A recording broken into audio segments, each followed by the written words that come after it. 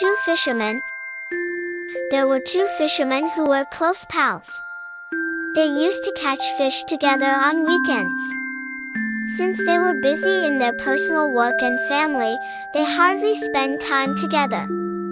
It was a Saturday and they decided to drive to a nearby pond to enjoy their day in fishing. Also, they wanted to have some feast with the fish they catch.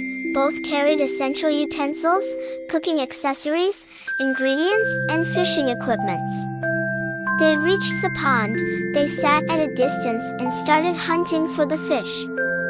The first fisherman got a big and beautiful fish in a few minutes.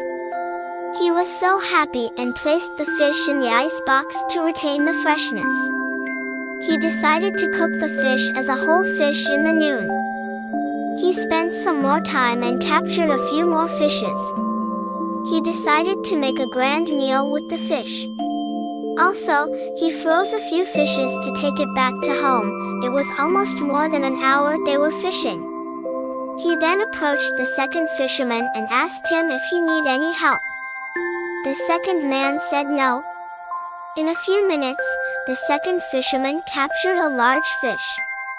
However, he put that back into the lake. The first man was surprised at his act. He remained silent. The second man captured many big fishes, but he just put back all those fishes into the lake. Very annoyed by his act, the first fisherman angrily asked him, "Are you mad? Why do you put your fishes back into the water? They were beautiful and big." The second fisherman replied, "I know they were big, but I don't have the big pan to cook the big fish. So I'm looking for a smaller fish that fits my cooking pan. The god is troubling me today." By hearing this, the first fisherman was surprised. He advised the second fisherman to cut the big fish into small pieces to suit in the pan and cook them properly.